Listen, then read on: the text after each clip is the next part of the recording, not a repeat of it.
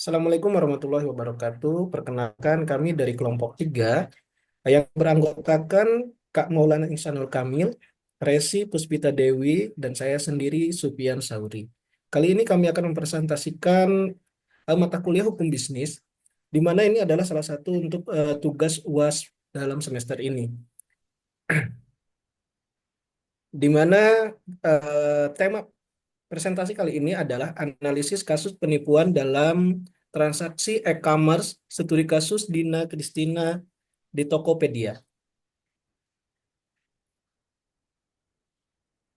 Adapun latar belakangnya, perkembangan internet membawa perekonomian dunia memasuki babak baru yang lebih populer dengan istilah digital economy atau ekonomi digital. Keberadaannya ditandai dengan semakin maraknya kegiatan perekonomian yang memanfaatkan internet sebagai media komunikasi, terutama dalam sektor e-commerce. Electric commerce atau e-commerce adalah segala kegiatan jual beli atau transaksi yang dilakukan menggunakan sarana media elektronik atau internet. Platform seperti Tokopedia, Shopee, dan Bukalapak memudahkan konsumen untuk melakukan transaksi pembelian barang secara online. Namun, di balik kemudahan tersebut, terdapat risiko penipuan yang semakin meningkat, terutama dalam mekanisme pembayaran dan pengiriman barang. Nah, selanjutnya pada tahun 2021 terdapat kasus penipuan yang dialami salah satu konsumen Tokopedia yang bernama Dina Kristina.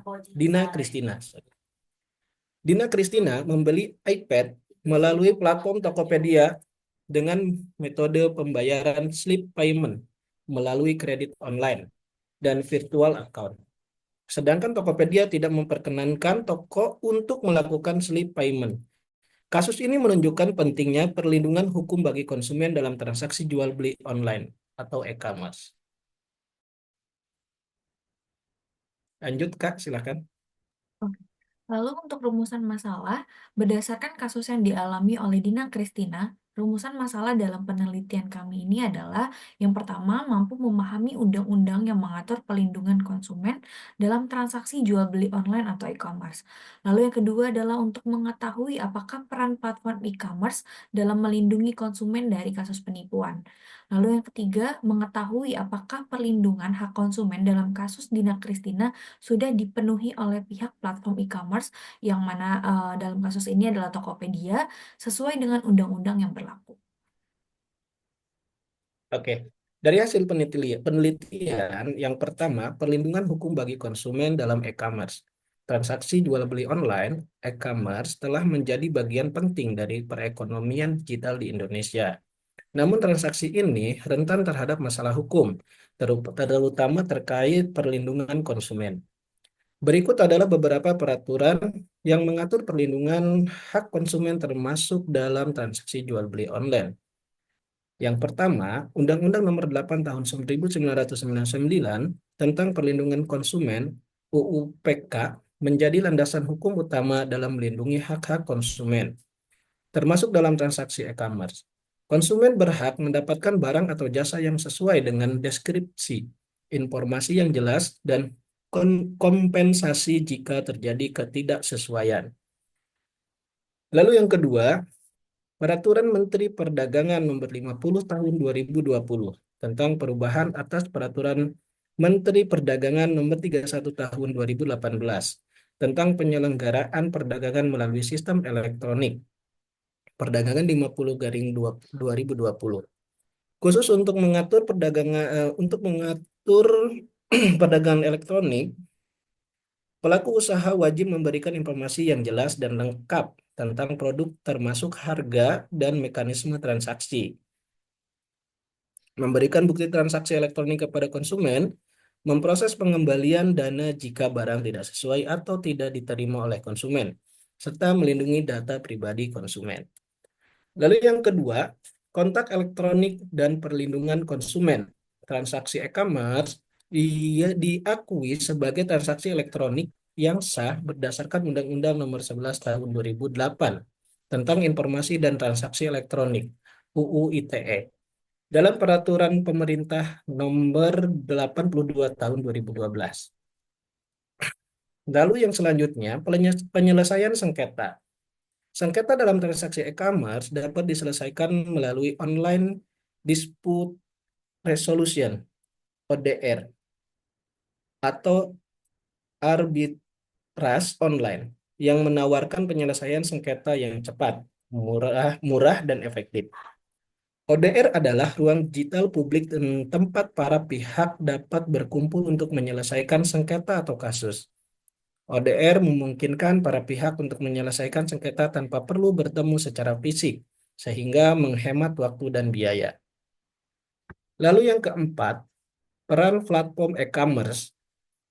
Jika terjadi kasus penipuan terhadap konsumen, e-commerce sebagai wadah yang memfasilitasi penjual dan pembeli harus memiliki peran sebagai berikut: menyediakan mekanisme pengaduan dan klaim, lalu melakukan investigasi dan verifikasi, lalu mengganti dana konsumen atau refund, lalu menindaklanjuti penjual yang melakukan penipuan, selanjutnya meningkatkan keamanan transaksi, selanjutnya memberikan edukasi kepada konsumen, lalu bekerja sama dengan otoritas yang berwenang, menerapkan kebijakan yang melindungi konsumen, lalu memantau dan mengevakuasi penjual secara berkala, lalu menyediakan fitur pelacakan pengiriman untuk memudahkan konsumen dalam memantau status pengiriman barang dan memastikan barang dikirim ke alamat yang benar. Silakan, Kak.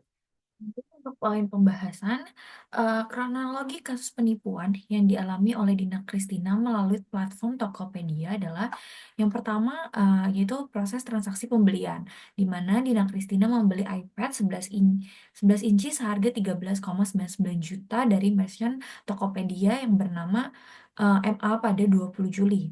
Metode pembayaran dilakukan secara split payment dengan detail. Invoice pertama sebesar 10 juta rupiah dibayarkan melalui aplikasi kredit online. Lalu invoice sebesar 3,99 juta rupiah dibayarkan melalui virtual account di bank. Lalu selanjutnya ada proses pengiriman barang. Barang seharusnya dikirim secara instan menggunakan layanan GoSend milik Gojek, namun hingga sore hari Dina tidak menerima barang tersebut atau barang tidak kunjung tiba.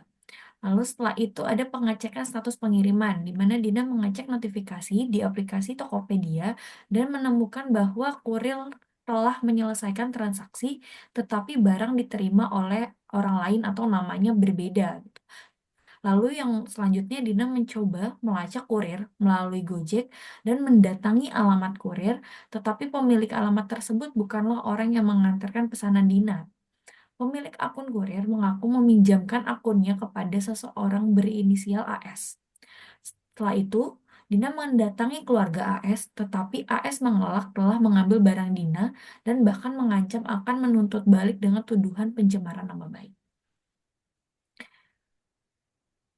Setelah itu, akhirnya Dina mengajukan klaim kepada Tokopedia dengan invoice pertama sebesar 10 juta rupiah yang mana berhasil diproses dan uang dikembalikan secara utuh. Lalu untuk invoice kedua, awalnya Tokopedia hanya merefund sebesar 1.990.000 rupiah, tetapi eh, akhirnya mengembalikan utuh. Untuk pengembalian pertama, kenapa hanya setengah itu dikarenakan Dina memproses metode pembayarannya dengan split payment di mana Tokopedia tidak merekomendasikan untuk payment tersebut. Dalam kasus ini, Tokopedia sebagai platform yang digunakan Dina untuk memproses pembelian iPad bertanggung jawab sesuai dengan peraturan yang berlaku dengan pengembalian penuh dana konsumen. Meskipun sebelumnya dana tidak dikembalikan penuh karena konsumen menggunakan metode pembayaran dengan split bill di mana metode pembayaran ini tidak diperkenankan Tokopedia untuk toko di Tokopedia. Tetapi pada akhirnya Tokopedia memproses refund sesuai dengan nominal pembayaran yang dilakukan oleh Dina. Kasus ini menyoroti resiko penggunaan metode pembayaran yang tidak standar dan pentingnya konsumen berhati-hati dalam bertransaksi online. Lanjut ya. Baik, kesimpulannya adalah Kasus penipuan yang dialami oleh Dina Kristina menunjukkan bahwa meskipun e-commerce memberikan kemudahan dalam bertransaksi, terhadap risiko penipuan yang perlu diwaspadai, terutama dalam penggunaan metode pembayaran seperti split payment. Platform e-commerce memiliki tanggung jawab besar untuk melindungi konsumen dengan meningkatkan sistem keamanan dan proses pengembalian dana. Selain itu, edukasi kepada konsumen tentang risiko transaksi online juga perlu ditingkatkan. Lalu untuk rekomendasi agar kejadian serupa tidak terjadi di masa depan adalah bagi platform e-commerce sebaiknya meningkatkan sistem keamanan transaksi, terutama untuk metode pembayaran yang rentan seperti split payment. Lalu yang kedua, memperbaiki mekanisme klaim dan pengembalian dana agar lebih konsisten dan transparan. Lalu yang ketiga, memberikan edukasi kepada penjual dan pembeli tentang resiko dan aturan dalam bertransaksi. Lalu yang kedua bagi konsumen, saran kami adalah menghindari penggunaan metode pembayaran yang tidak direkomendasikan oleh platform e-commerce, lalu selalu memverifikasi penjual dan memastikan barang dikirim kepada alamat yang benar, lalu segera melaporkan jika menemukan indikasi penipuan kepada platform e-commerce dan pihak berwajib. Lalu bagi pemerintah dan lembaga konsumen, meningkatkan regulasi dan pengawasan terhadap praktik e-commerce untuk melindungi konsumen. Selanjutnya, memberikan sosialisasi dan edukasi kepada masyarakat tentang hak-hak konsumen dalam transaksi online.